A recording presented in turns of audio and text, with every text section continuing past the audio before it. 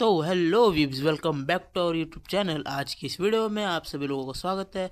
मैं हूँ आप सभी लोगों का प्यारा दोस्त गैरियो।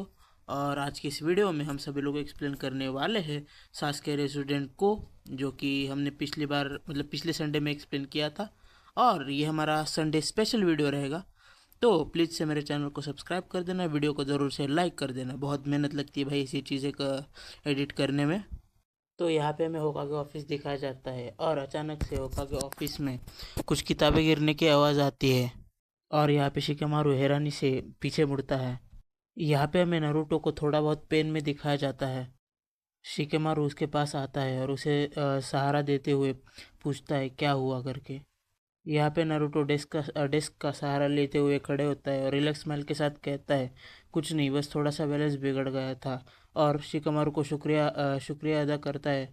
यहाँ पे शिकेमारू उसे सहारा देते हुए सीरियस होकर पूछता है क्या ये फिर से वही स्पैन या फिर अटैक था। नारुतो उसे धीरे से जवाब में हाँ कहता है। यहाँ पे शिकेमारू नारुतो को चेयर पे बिठा देता है। शिकेमारू उसकी चिंता करते हुए कहता है ये अटैक्स अब पहले से ज़्यादा नहीं हो गए हैं। हमें जल्द से जल्द इसका कोई जानकारी या फिर इसका कोई उपाय निकालना चाहिए।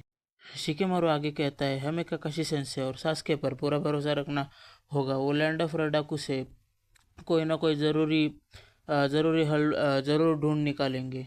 यहाँ पे मैं नारुतो सास्के को याद करते हुए दिखता है। वहाँ रडाकू में सास्के एक लोकल दुकानदार से पूछ रहा होता है क्या वो उसके दोस्त की बीमारी के बारे में कुछ जानती है। सास्के आके कहता है सेज ऑफ सिक्स पाथ्स को भी ऐसी कोई बीमारी हुई थी और उनको रेडाको में ही उस बीमारी का इलाज मिला था।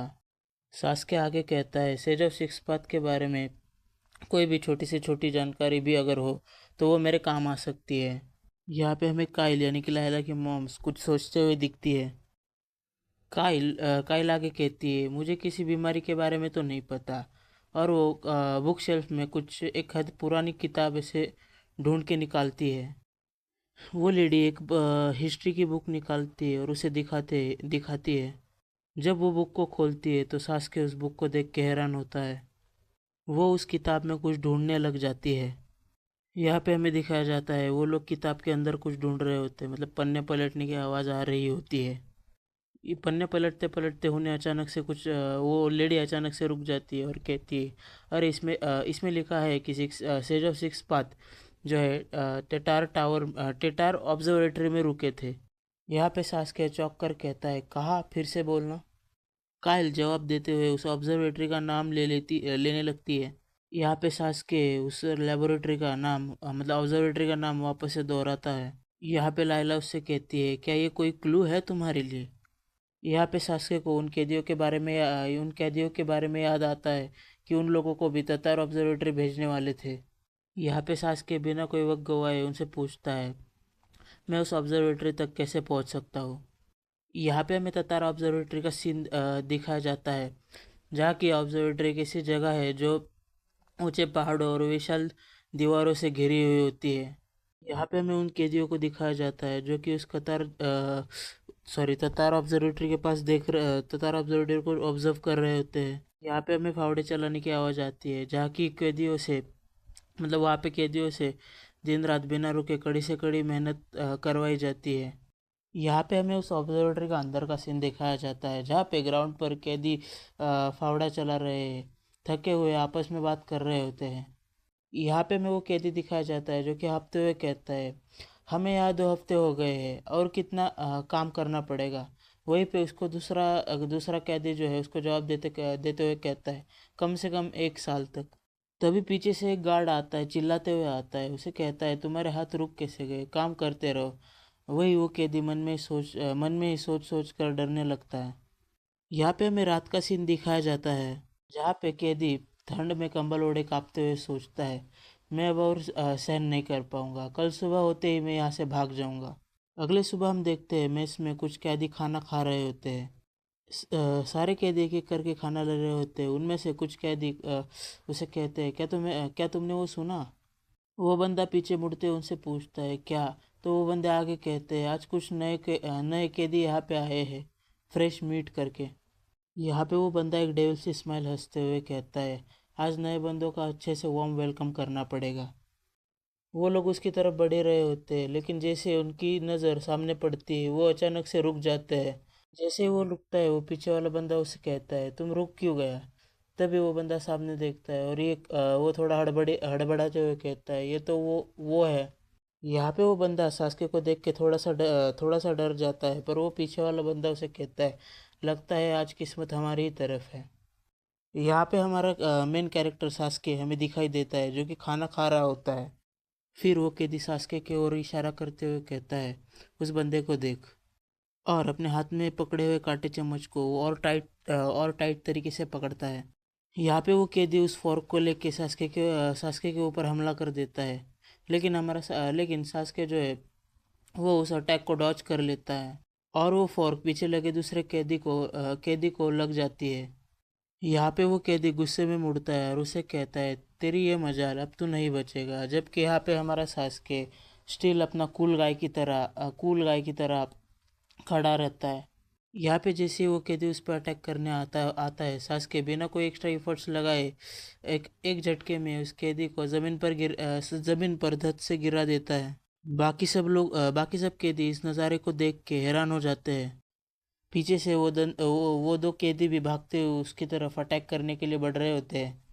यहाँ पे वो दोनों बंदे उसको अटैक करने के लिए आगे बढ़ते हुए कहते हैं पिछली बार का बदला आज लिया जाएगा। तभी हमें ऊपर से कोई झांकते हुए दिखता है जो कि और कोई नहीं होता, डायरेक्टर जेंसुल होते हैं। ये सभी शांति से देख रहे होते हैं।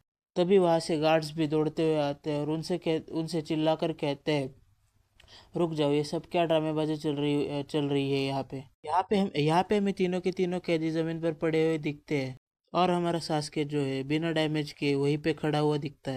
यहाँ पे जैसे गार्ड्स एंटर करते हैं, गार्ड्स सास्के की ओर चिल्लाते हुए उसे कहते हैं क्या ये सब तुमने किया है, तुम्हें अभी के अभी काल कोठरी में भेजा जाएगा। सभी लोग सास्के और उस गार्ड की तरफ ही देख रहे होते हैं। तभी पीछे से एक हाथ गार्ड के कंधे पे आता है और कहता है इतनी भी क्या जल्दी है गलती थोपने की। यहाँ पे हमें डायरेक्टर जेंसल दिखाए जाते हैं जो कि शातिराना स्माइल के साथ खड़े होते हैं और वो आगे कहते हैं मैंने जो देखा उसके मुताबिक इस आदमी ने पहले कोई हमला नहीं किया है, और जहाँ तक कि मैंने देखा है इसने जो भी किया है वो सिर्फ अपने सेल्फ डिफेंस यानी कि आत्मरक्षा के लिए किया है। यहाँ पे गार्ड डायरेक्टर जेंसल को सवाल करते हैं, लेकिन डायरेक्टर जेंसिल सास्के के बगल में जाके खड़ा हो जाता है और उनसे कहता है ये अभी भी नया आया है तो इसे थोड़ा वक्त दो, इस बार के लिए हम इस बात को नज़रअंदाज कर देते हैं। यहाँ पे गार्ड्स डायरेक्टर को ग्रीट करते हुए कहते हैं जी सर, और अपने जवानों से कहता है घायलों को जल्दी से जल्दी मेडिकल रूम में ले जाओ। यहाँ पे जेंसुल जाते जाते सास्के से धीरे से कहता है इसका मतलब ये नहीं है कि तुम अपनी मर्जी से कुछ भी करो, क्लियर है। और वो वहाँ से निकलने लगता है। सास्के अभी भी उसे देख रहा होता है। तभी कोई सास्के को पीछे से आवाज़ देता है और सास्के उसको पीछे मुड़ के देखता है। ये वही बंदा होता है जिसे उसने पकड़वा दिया होता है, जिसका नाम होता है जीजी। और वो सास्के से पूछता है क्या तुम मेरे साथ टीम अप करोगे।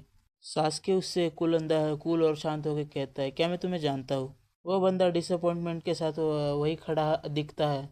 वो बंदा झुक कर बैठता है और टेबल पे हाथ मारते हुए इससे कहता है मैं यहाँ से भाग जाने की बात कर रहा हूँ, तुम्हें समझ आ रहा है। और वो आगे सास्के से कहता है तुम एक शिनोबी हो ना। तभी सास्के थोड़ा सा चौकन्ना हो जाता है। तभी हमें दिखाया जाता है जीजी अपने चमचे में थोड़ा सा चकरा भेजता है और उसे बेंड कर देता है और कहता है सच बताऊँ तो मैं भी थोड़ा सा चकरा यूज़ कर सकता हूँ। वो आगे कहता है ये जगह चारों तरफ से ऊंची ऊंची दीवारों से घिरी हुई है, पर हम जैसे लोगों के लिए उन्हें चढ़ना और उन्हें पार करना बहुत इजी होगा।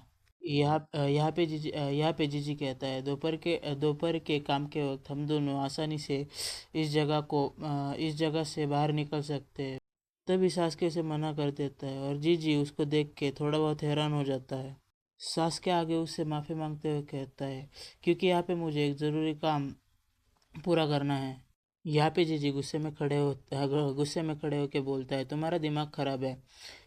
यहाँ या तुम्हें सिर्फ कड़ी मेहनत और गंदा खाना खाने को मिलेगा, तो तुम नाटक मत करो। और यहाँ पे सभी लोग उनकी तरफ देख रहे होते हैं और जीजी हार मानते हुए कहता है, ठीक है मैं चला जाऊंगा, पर जाने से पहले मैं तुम्हें कुछ बात बताना चाहता हूँ। फिर वो आगे धीरे से कहता है, क्या तुम्हें पता है आज बाहर बहुत ज़्यादा धुंध पड़ने वाली है। तो इसका मतलब समझे क्या है। वो एक डेविल सी स्माइल देते हुए आगे बताने लगता है, ऐसे ऐसी धुन में ही हम मीनों की नज़रों से बच सकते हैं। यहाँ पे सास्के उसे देखता रहता है और वो आगे कहता है, और मैं तो आज हर हाल में इस जगह से भागने वाला हूँ। यहाँ पे हमें दोपहर के वक्त ऑब्जर्वेटरी दिखाई जाती है, जहाँ पे सभी कैदियों को काम पर ले जाया जाता है। यहाँ पे सास्के के साथ बाकी के लोग भी फावड़ा लेकर जाते हुए नजर आते हैं। जैसे कि यहाँ पे केजीएफ का सीन चल रहा हो भाई। जैसे ही सास्के आगे बढ़ने लगता है तभी उसको लोगों की चिल्लाने और भागने की आवाज़ आती है। वही सामने का नज़ारा देखकर सभी लोगों की रूह कांप जाती है। वहाँ पे एक विशाल सा बड़ा सा एक जानवर, जिसने एक कैदी को जमीन पर धर दबोच लिया होता है। सभी लोग उसकी तरफ देखते हुए कहता है, मतलब ये मत कहना कि इसने भागने की कोशिश की थी। यहाँ पे हमारा जो मेन हीरो मतलब हमारा सास्के उचिया उस जानवर को बिना किसी खौफ के घूर रहा होता है। यहाँ पे सब कैदी बात कर रहे होते हैं, इसलिए यहाँ के सारे दरवाजे खुले क्यों रहते हैं अब समझ आया, क्योंकि इस शैतान मेनों से कोई नहीं भाग सकता। ये सब बातें करते हुए कैदी आके बोलते हैं, मुझे तो ये समझ नहीं आ रहा है कि डायरेक्टर जेंसुल ने इस बला को कैसे काबू में किया। तभी सास्के के दिमाग में डायरेक्टर जेंसुल का चेहरा आ जाता है। यहाँ पे सास्के उसे देखते हुए मन में सोच रहा होता है कि मैं तो यहाँ पे रिकॉर्डो में बस सेज ऑफ सिक्स पाथ की जानकारी हासिल करने आया था। वो आगे सोचता है, लेकिन अब ऐसा लगता है कि ततार ऑब्जर्वेटरी में सेज ऑफ सिक्स पाथ से भी कहीं ज़्यादा गहरे और काले राज छुपे हुए हैं। तो फाइनली हमारा चैप्टर 1 यहीं पे ख़त्म होता है। अगले चैप्टर 2 के लिए प्लीज़ मेरे को एक प्यारा सा कमेंट कर देना, और अगर आप लोगों को वीडियो पसंद आई हो तो प्लीज़ लाइक कर देना और चैनल को ज़रूर से सब्सक्राइब कर देना। मिलते हैं नेक्स्ट संडे स्पेशल में, तब तक के लिए टाटा बाय बाय।